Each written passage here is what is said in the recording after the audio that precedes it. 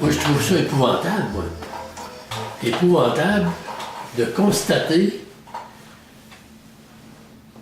que les économies des travailleurs faites d'arrache-pied, là, faites de renonciation, soient prises en charge par le patronat et par le gouvernement.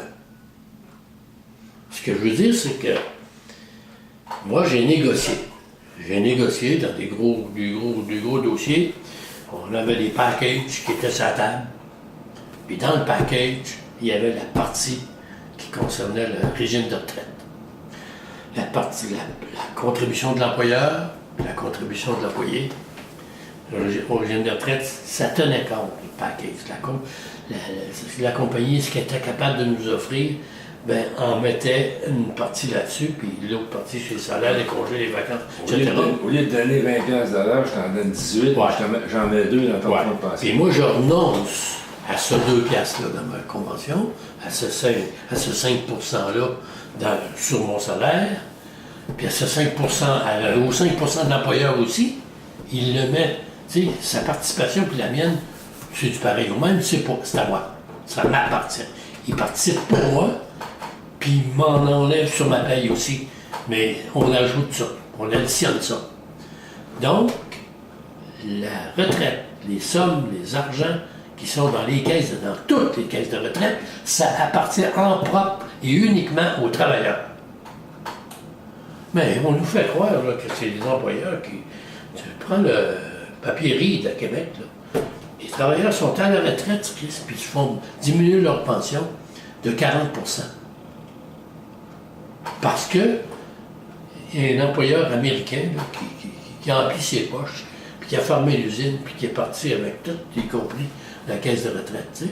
On a beau parler de l'effondrement des marchés, on a beau parler de la récession de 98, tout ça, de 2008, mais l'argent est là. Elle appartient aux travailleurs. C'est du salaire différé. C'est du salaire différé. Personne. Moi, quand il y a eu les vaches grasses, à la fin des années 90, début des années 2000, les caisses de retraite regorgeaient, débordaient. Qu'est-ce qui arrivait? Les employeurs se payaient des congés de cotisation. Cessaient de payer la cotisation, leur propre cotisation pour 1 an, 2 ans. Ça ne dérangeait pas. Ça ne dérangeait pas. Là. Il y a de l'argent d'abord. Hein? On a accumulé de l'argent. C'est les employeurs qui décidaient ça.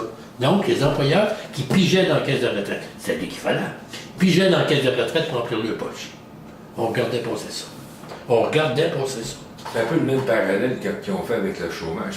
Piger dans la caisse de chômage. Exactement. Le déficit. Right. Oui, c'est ça. C'est ça. Ouais, tu sais, on regarde passer.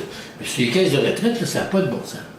Puis là, tu sais, le maire Labaume, il a l'air de dire que c'est les caisses de retraite qui appauvrissent la ville, puis tout ça, puis c'est les travailleurs syndiqués qui n'ont pas de bon sens parce qu'ils ne veulent pas accepter que la ville diminue cette contribution-là à la retraite. C'est les épargnes des travailleurs. Ça a été négocié. L'employeur était en face, puis il a dit oui. Puis là, aujourd'hui, il dit wow, je reprends mon argent.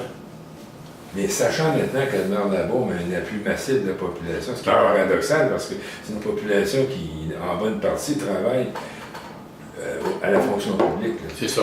Sachant que l'appui est là, c'est quoi l'attitude possible des syndicats? C'est d'aller contre la population, quoi, de tenir. C'est pas surprenant de la région de Québec, tu sais, dire les fonctionnaires, j'ai rien contre les fonctionnaires, puis, sauf qu'ils votent pour l'ADQ, Calvaire. Bon, en tout cas. Qu'est-ce qu'ils devraient faire, les syndicats? Se mobiliser. La mobilisation. Moi, j'étais avec les vieux, là. Les vieux, j'ai 84 ans, j'appelle les autres les vieux. Mais j'essaie de mobiliser ce monde-là. On est en retraite, je ne veux plus rien savoir. Puis c'est leur argent, eux autres, c'est leur cause, là, tu sais, leurs conditions. Là. Ça se mobilise pas, ça, ce monde-là. Parce que, à part ça, c'était très hétérogène. Hein. Il y a des gérants de banque là-dedans, il y a des contremaîtres, il y a des anciens avocats, des anciens boss de toutes sortes. Alors, quand tu essaies de faire l'unité là-dedans, la solidarité, tu arrives dans un syndicat, hein, il y a une revendication de Big Bang. Hein?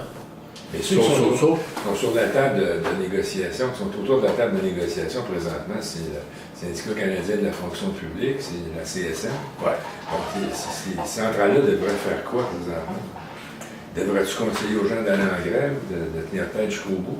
Moi, je trouve que sur la question des régimes de retraite, c'est important, là. Tu sais, oui. Il y a un rapport d'amour, là, tu vois, on va essayer de... Mais sur la question des régimes de retraite, par rapport à la situation actuelle, par rapport à l'argent actuel accumulé dans les caisses de retraite, il devrait y avoir une maudite campagne très solide qui devrait s'organiser par les centrales syndicales pour dire ce que je viens de dire, sensibiliser la population au fait que c'est l'argent des travailleurs, l'argent de leurs épargnes. Que tu aies été travailleur syndiqué ou que tu aies été n'importe commerçant ou n'importe quoi, l'argent que tu as mis de côté pour tes épargnes, c'est précieux pour toi. Même si tu n'es pas syndiqué, c'est tes épargnes. Et il me semble qu'on pourrait arriver à convaincre l'ensemble de la population que c'est intouchable. L'argent qui est actuellement dans les caisses de retraite est intouchable. Est-ce qu'on va en mettre? On négociera. Est-ce qu'on va en continuer? On négociera. Mais l'argent qui est là, parce que c'est là-dessus que ça porte. Là, il y a des entreprises endettées, puis tout ça. Mais ils vont rétorquer que c'est la faillite de l'entreprise. La Ville de Québec ne fera pas faillite. Hein?